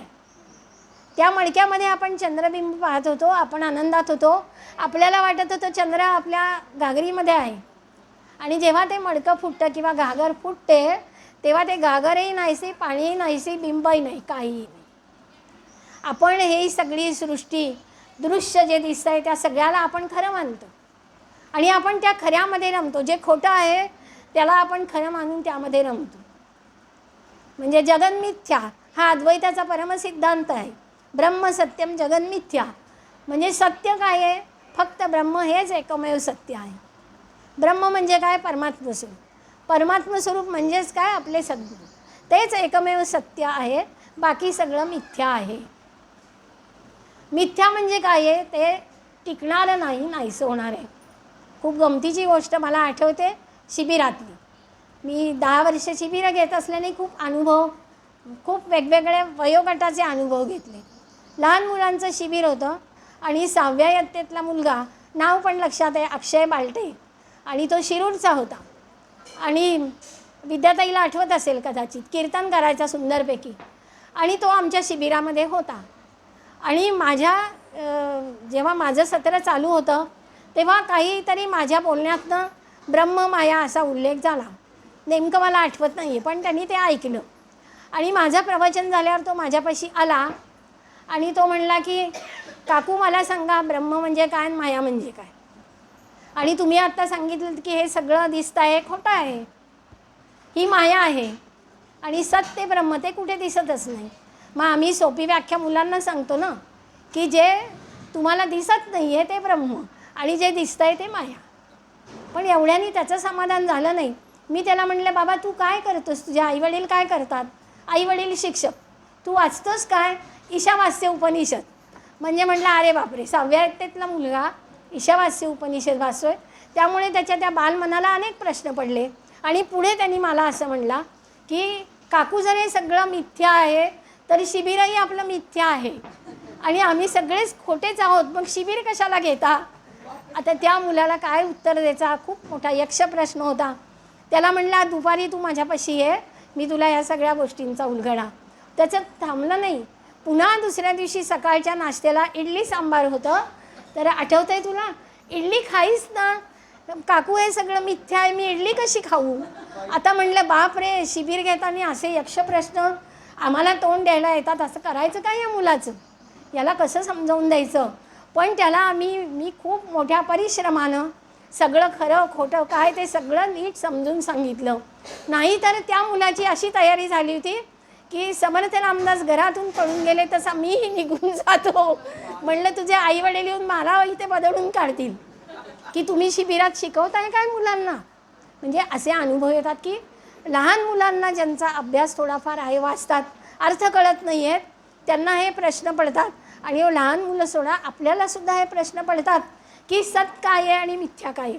कारण आपण सुद्धा या मायेच्या जगातच सगळं वावरतो आहे आणि त्यामुळे या मायेचा जो पसारा आहे ते सगळ्याला आपण खरं समजून जातो. म्हणून जागृत स्वप्न सुषुप्ती ही अत्यंत महत्त्वाची अवस्था, अज्ञानाची अवस्था आहे. आणि जेव्हा प्रत्येक मनुष्याला कळेल की आपण अज्ञानी आहोत तेव्हाच त्याची प्रगती होईल, तेव्हाच त्याला ज्ञानोदय होईल किंवा ज्ञानाचा मार्ग त्याला खुला होईल. मग पुढची अवस्था काय आहे? तुरीय.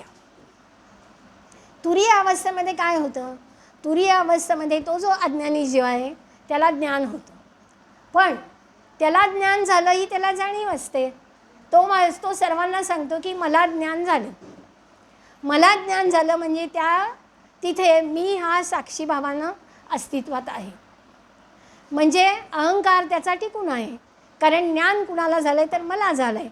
म्हणजे मी हा आहे म्हणून आत्माराममध्ये त्यांनी जेव्हा ऐहिक गोष्टींचा त्याग केला, अंतरंगातला केला, तेव्हा तो जेव्हा पुन्हा समर्थांच्याकडे येतो तेव्हा समर्थ म्हणतात की अरे बाबा तुला काहीही कळलेलं नाही आणि तुला जर ह्याच्या पुढे काय करायचं आहे कळून घ्यायचं असेल तर समर्थांनी सुंदर मार्ग सांगितला आहे, तो म्हणजे श्रवण भक्ती. ते म्हणतात की जर तुझा ज्ञानोदय तुला त्याच्याकडे जायचं असेल, आत्मज्ञान प्राप्त करून घ्यायचं असेल, तर तुला एक साधन करावंच लागेल, आणि ते साधन म्हणजे श्रवण. मग श्रवण म्हणजे ऐकणं का नुसतं नाही, वाचनसुद्धा. म्हणजे श्रवणामध्ये वाचन करणं आणि ऐकणं. पण मग हे ऐकणं म्हणजे काही ऐकणं का, टी व्ही बघणं किंवा मोबाईलसारखा घेऊन ते बघत हे ऐकणं हे नाही. ऐकण्यामध्ये आध्यात्मिक श्रवण हे अभिप्रेत आहे. आणि आपल्या सद्गुरूंनी अनेक ग्रंथ लिहून ठेवलेले आहेत, त्या ग्रंथांचं वाचन करून ज्ञान करून घेणं म्हणजे सुद्धा श्रवण आहे. आता सखाराम महाराजांनी रामगीता अभंगगीतात रूपांतर केली, कित्येक वर्ष झाली आहेत, आपल्याला त्याचा अर्थच नाही कळला. कारण आपण कधी प्रयत्नच नाही केले की यांनी काय लिहिलं आहे ते वाचण्याचं आणि त्याचा अर्थ लावण्याचं. पण जेव्हा आपण ग्रंथांचा अभ्यास करतो, त्यातल्या प्रत्येक शब्द जाणून घेतो, तेव्हा आपल्याला त्या ग्रंथाचं महत्त्व कळतं. आणि असे ग्रंथांचे अभ्यास केल्यानंतरसुद्धा आपला आत्मज्ञानाकडचा प्रवास सुरू होतो. त्यामुळे श्रवण, म्हणून सद्गुरू त्या शिष्याला सांगता की बाबा रे, तुला आता काही कळत नाही, तू आता एक साधन कर की ते महत्त्वाचं आहे, ते तू श्रवण कर. आणि तो शिष्य खरं कंटाळलेला आहे. तो म्हणतो की मी बाह्यत्याग केला, अंतरत्याग केला, पुन्हा पुन्हा मला करा काय सांगता. तो विनंती करतो की मला आता काही सांगू नका, मी काही करणार नाही.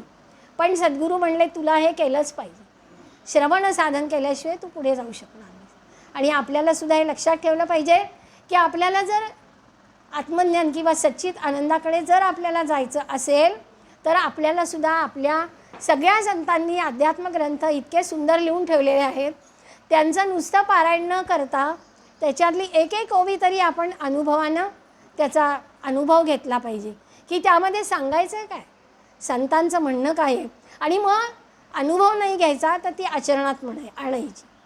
उपनिषद सिद्ध जी साधना आहे, पहिलं श्रवण आहे, मग मनन आहे, चिंतन आहे, आणि मग त्याच्यानंतर निधिध्यास म्हणजे त्याचा ध्यास. मगाशी आपण वासनेचा ध्यास पाहिला, इकडे निधिध्यास आहे, आणि त्या निधिध्यासानंतर आपल्याला साक्षात्कार होणार आहे. ही एवढी सगळी साधना, उपनिषद सिद्ध साधना तुम्ही पार कराल, तेव्हा तुम्ही त्या आत्मज्ञानापर्यंत पोचाल. आणि म्हणून ह्या सुषुप्ती अवस्थेनं जरी तुम्ही तुरीय अवस्थेत गेलात तरीसुद्धा तुम्हाला खरं ज्ञान प्राप्त होत नाही. आणि समर्थ हे एकमेव संत असे आहेत की ज्यांनी तुरीय अवस्था ओलांडून त्यांचा जो साधक आहे तो सिद्धावस्थेकडे कसं जातो हे त्यांच्या ग्रंथांमधून सांगितलेलं आहे. आणि समर्थांचं हे खूप मोठं योगदान आहे की उन्मनी हिला त्यांनी अवस्था असं म्हटलेलं आहे. आता उन्मनी स्थितीचं सगळ्या संतांनी आपल्या वर्णन केलेलं आहे की उन्मनी स्थितीमध्ये काय होतं, पण उन्मनी स्थिती ही अवस्था आहे असं फक्त समर्थ सांगतात. आणि त्यामुळे समर्थांचं हे खूप वैशिष्ट्य आहे. आणि समर्थांचे जे पुढे शिष्य आहेत, हंसराज स्वामी आहेत, जे सखाराम महाराजांचे बरोबरचे आहेत आणि समर्थ संप्रदायातले, त्यांचं हस्तलिखित माझ्याकडे आहे, ते पण मला योगायोगाने प्राप्त झालेलं आहे. आणि माझ्या PhDच्या काळातच मला ते हातात आलं. आणि त्यांनी पूर्ण वेदांत मराठी भाषेत सोप्पा लिहिलेला आहे हंसराज स्वामींनी. आणि त्यामध्ये समर्थांचा जो हा विचार आहे, समर्थांनी ही जी 5वी उन्मनी अवस्था महत्त्वाची सांगितली, आणि उ म अर्धमात्रा आणि वरती बिंदू आहे, तर तो बिंदूही किती महत्त्वाचा आहे 5वी अवस्था, हे त्यांनी तर त्या हंसराज स्वामींनीसुद्धा समर्थांचे संप्रदायातले असल्यामुळे त्या सगळ्या अवस्थांचा ओळीनं उल्लेख केलेला आहे. आणि ते पोथी वाचता वाचता माझ्या लक्षात आलं की अरे हे कोणतरी समर्थ शिष्यच असले पाहिजेत, कारण समर्थ जे सांगतायत तेच. पण माझ्याकडच्या पोथीमध्ये खालचा लेखक नव्हता, पण कल्याण काळे म्हणून त्यात मराठी विभागाचे जे प्रमुख पुणे विद्यापीठात, त्यांच्याकडे लेखक होता, सुरुवात नव्हती. अशा 2 पोथ्या मिळून मला शोध लागला की ते हंसराज स्वामी, आणि ते आपल्या सखाराम महाराजांच्या अगदी बरोबर त्या दोघांचं जीवाभावाचं असं नातं होतं. त्यामुळे ह्या तुरीय अवस्थेला ओलांडून उन्मनी अवस्थेत, मग उन्मनी अवस्थेत काय होतं, तुरीयाला ओलांडून जातो म्हणजे काय, तिथे मीपणा संपून जातो. आपल्याला असं वाटतं की देह नष्ट होतो, मीपणा म्हणजे काय, मृत्यू का काय, असं नसतं. जीवनमुक्ती, समर्थांना जीवनमुक्ती अभिप्रेत आहे. मीपणा गळून जातो म्हणजे काय, द्वैत संपतं, तू मी हे सांगतं. दृश्य जे आहे ते सगळं संपून जातं आणि जे एकमेव सत उरतं, ब्रह्म हेच एकमेव सत, म्हणजे अद्वैताचा जो परमसिद्धांत आहे, ब्रह्म सत्यम जगन्मिथ्या जीवो ब्रह्मैव न अपरा, हा सिद्धांत दृढ होतो. आणि हा सिद्धांत दृढ केव्हा होईल, तर आपल्या उन्मनी अवस्थेत मन पूर्णपणे उन्मन होऊन त्या परमात्मा स्वरूपाशी एकरूप होऊन जातं. मी आणि तू वेगळंच राहत नाही. आणि अशी उन्मनी अवस्था प्राप्त होणं, या उन्मनी अवस्थेचं सद्गुरूंना शरण गेल्यानेच आपल्याला ही अवस्था प्राप्त होते. आणि मग असा सद्गुरू म्हणजे संगत्याग, निवेदन, अलिप्त विधेय स्थिती, अलिप्तपणा, सहज स्थिती, उन्मनी विज्ञान. विज्ञान आता ही पुढची स्थिती आपल्याला घ्याई. विज्ञान म्हणजे काय, जे आपल्याला ज्ञान प्राप्त झालेलं आहे त्या ज्ञानाची आपल्याला प्रचिती येणं. सद्गुरूंच्याकडनं जे ज्ञान आपल्याला प्राप्त होतं त्याची प्रचिती येणं म्हणजे विज्ञान. स्वानुभवातनं, शास्त्राधिष्ठित जे ज्ञान आहे ते स्वानुभवाला येणं, सद्गुरूंचा जो अनुभव आहे तोच आपल्याला येणं. यासाठी समर्थांनी दासबोधामध्ये 3 प्रचितींचं वर्णन केलेलं आहे. शास्त्र प्रचिती, गुरु प्रचिती आणि आत्मप्रचिती. आत्मप्रचिती अत्यंत महत्त्वाची आहे. शास्त्र प्रचिती म्हणजे काय, आपले वेद उपनिषद ग्रंथ जे सांगतात ती शास्त्र प्रचिती. गुरुप्रचिती म्हणजे काय, शास्त्राने सांगितलेलं ज्ञान गुरु जेव्हा आपल्याला देतात ती गुरुप्रचिती. आणि आत्मप्रचिती म्हणजे काय, गुरूंनी जे आपल्याला ज्ञान दिलं तेच आपल्या अनुभवाला येणं म्हणजे आत्मप्रचिती आहे. मी नेहमी एक उदाहरण सोपं सांगत असते, की व्यवहारातलं उदाहरण, की न्यूटननी गुरुत्वाकर्षणाचा शोध लावला आणि त्यांनी सांगितलं की झाडावरचं फळ खाली पडतं. हे आपल्याला शास्त्राकडनं कळलं, विज्ञान सांगतं. मग आपले गुरु म्हणजे आपल्याला शाळेत शिकवतात तेव्हा आपले शिक्षक आपल्याला असंच सांगतात की झाडावरचं फळ खाली पडतं, ते वर जात नाही. आपल्याला अनुभवही तोच येतो की फळ खाली पडतं. ही व्यवहारातली अनुभूती कळण्यासाठी ती सोडून द्यायची. परमार्थात काय, आत्मस्वरूप कसं आहे आणि त्याचं ज्ञान कसं करून घ्यायचं, हे जे शास्त्रामध्ये सांगितलेलं आहे ते आपल्याला गुरु शिकवतात, सद्गुरू शिकवतात. आणि सद्गुरूंनी शिकवलेलं आपल्याला त्याची अनुभूती येणं हा आपला आत्मप्रचिती. आणि याचं एक उत्तम उदाहरण मी तुम्हाला सांगणार आहे. माऊलींचा अभंग आहे, ज्ञानेश्वर माऊलींचा. तो अभंग काय आहे, मोगरा फुलला, मोगरा फुलला, फुले वेचिता बहरू कळियासी आला, असा तो अभंग आहे. मोगरा फुलला म्हणजे काय, माऊली आपल्याला सांगते की त्यांच्या सद्गुरूंनी त्यांना नाम दिलं. माऊली काय सांगते बघा, माझ्या हृदयामध्ये माझ्या सद्गुरूंनी नामाचं रोपटं लावलं. इवलंसं रोप होतं, नाजूक वेल. माऊली म्हणते की ती वेल खूप नाजूक आहे आणि त्याचं इवलंसं रोप माझ्या हृदयामध्ये माझ्या माऊलींनी, माझ्या सद्गुरूंनी लावलं. इवलेसे रोप लाविले द्वारी, तयाचा वेलू गेला गगनावरी. इवलंसं रोप किती ते नाजूक होतं. आणि मग ते इवलंसं रोप जेव्हा वाढायला लागलं तेव्हा ते मला कशाचा अनुभव देऊन गेलं, मला ते इंद्रियांचा अनुभव देऊन गेलं, त्याच्यापुढे चित्ताचा अनुभव देऊन गेलं. आणि हा अनुभव स्वानुभव म्हणजे स्वसुखाचा अनुभव इतका वाढला. इवलेसे रोप लाभियले द्वारी, तयाचा वेलू गेला गगनावरी, मोगरा फुलला. इतका म्हणजे मोगऱ्याला आता इतका बहर आला. ते सद्गुरूंनी मला दिलेलं नाम इतकं वाढलं की ते माझ्याकडे इतकं जमा झालं की त्याचं मी आता काय करणार. आणि मग मी काय केलं तर त्याचा शेला विणला. मनाची हे गुंफी आला शेला, बाप रखुमा देवीवरू विठ्ठले आरतीला. मग काय केलं, मी त्या नामाचा शेला विणला सगळा. आणि त्या शेलाचा विणलेला शेला माझ्या सद्गुरूंच्या चरणी, त्यांच्या अंगावरती शालच्या रूपात पांघरला. जे मला गुरुमाऊली देतं ते गुरुमाऊलींनी दिलेलं मी त्यांच्या चरणी अर्पण केलं. आपल्याला सद्गुरू देतात ते आपल्याजवळ साठवून नाही ठेवायचं, ते सगळं आपण समर्पण करायचं. आणि जेव्हा असं सर्वस्वाचं समर्पण आपल्याला होईल तेव्हा आपल्याला कळतं की आपण एक खूप मोठं पूज्य आहोत, आपल्याला काहीच कळलेलं नाही. आणि आपल्याकडनं हे जे सगळं करून घेतात ही आपली सद्गुरू माऊली आहे. आणि त्या सद्गुरूंची माऊलीची जर तुमच्यावरती कृपा झाली तर तुमच्या हातनं सगळ्या गोष्टी घडतात. जर कृपा झाली नाही तर तुम्हाला काहीही मिळत. आणि म्हणून सद्गुरूंची कृपा होणं ही अत्यंत महत्त्वाचं आहे. आणि त्यासाठी सद्गुरूंची ही जी आपण 7 लक्षणं पाहिली ती आपणही आपल्या आचरणात आणण्याचा प्रयत्न करायचा. आणि काल मी तुम्हाला सांगितलं तसं असं जेव्हा आपण सद्गुरूंच्या जवळ अनन्य भावाने आत्मनिवेदन भक्तीच्याद्वारे रामगीतेमध्ये सगळं ज्ञानमार्ग सांगितला आहे श्रीरामांनी. आणि सगळा ज्ञानमार्ग सांगून झाल्यावर पुन्हा ते भक्तीकडे आले. आणि ते लक्ष्मणाला म्हणतात, अरे बाबा, तू नुसतं ज्ञानमार्गाने गेलास तरीसुद्धा तुला ज्ञान प्राप्त होणार नाही, कारण तिथे तुझा अहंकार शिल्लक राहील. आणि जोपर्यंत तुझा अहंकार शिल्लक होत नाही, मला ज्ञान झालं हा, तोपर्यंत नाही. आणि भक्तीमध्येच पूर्ण शरणागती आहे, बाकी कुठेही नाही. तेव्हा तू जे पुन्हा भक्तीकडे ये आणि भक्तीमध्ये सर्वस्व तुझं आहे ते गुरूंच्या चरणी व्हा. आणि असं पूर्ण सर्वस्वानी तू गुरूंच्या चरणी सगळं भक्तिभावानं जर अर्पण केलंस, त्या भक्तीच्याद्वारे तुला पुन्हा ते ज्ञान प्राप्त होईल. आणि त्यामुळे भक्ती आणि ज्ञान, ज्ञानाधिष्ठित भक्ती, भक्ती आंधळी करायची नाही, तर ती ज्ञानाधिष्ठित भक्ती पाहिजे. आणि त्याच्या योगे श्रीराम म्हणतात की भक्तीशिवाय मुक्ती कधीही प्राप्त होत नाही, असं त्यांनी रामगीतेमध्ये शेवट केलं आहे. पहिलं सगळं त्यांनी आपल्याला प्रखर ज्ञान कसं प्राप्त करून घ्यायचं ते सांगितलं आहे. आणि पुढे जाणीव करून दिली आहे की अरे बाबा, नुसतं ज्ञान उपयोगी नाही आहे, अनन्य भावानी सद्गुरूंना शरण जा. आपणही काय करायचं, वेळ बराच झालेला आहे, आपणही काय करायचं, आपल्या सद्गुरूंना शरण जायचं. उद्या आपल्याला संधी आहे, उद्या उत्सव आहे, आपला महत्त्वाचा दिवस आहे, तर आपल्या सद्गुरूंच्या चरणी आपण आनंद भावाने शरण जायचं. आणि त्यांना सांगायचं की आम्हाला परमार्थाची तू वाट दाखव, आम्हाला परमार्थाच्या वाटेकडे तू घेऊन चल.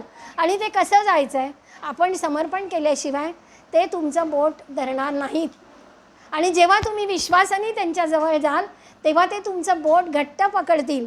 आणि जर सद्गुरूंनी बोट पकडलं तर ते कधीही सोडणार नाही, आपल्याला अखेरपर्यंत ते बरोबर घेऊन जातील. आणि उद्या महत्त्वाचा दिवस आहे, उद्या सगळ्यांनी आपण सद्गुरूंच्या चरणी अनन्य भावानी ही प्रार्थना करायची. आणि आपल्याला जे परमार्थाचं किंवा आत्मज्ञानाचं वैभव आपल्याला हवं आहे ते आपण प्राप्त करून घ्यायचं आहे. आणि अशी ही प्रार्थना आपण उद्या करणार आहोत. त्यामुळे आज सद्गुरू हा विषय माझा खूप जिव्हाळ्याचा असल्यामुळे मी त्याच्यावरती मुद्दामून आज सगळ्यांना सद्गुरूंची लक्षणं, सद्गुरूंची सेवा किंवा त्यांचं कसं प्राप्त करून घ्यायचं आपल्याला, हा सगळा विषय प्रवचनात मांडला. माझी ही सद्गुरूंच्या चरणी माझी ही केलेली प्रवचन सेवा मी पूर्णपणे अर्पण करते. आणि तुम्ही सगळ्यांनी एवढा वेळ बसून शांतपणे ऐकलं त्याबद्दल तुमचे मनोमन आभार मानून इथे थांबते. जय जय रघुवीर समर्थ.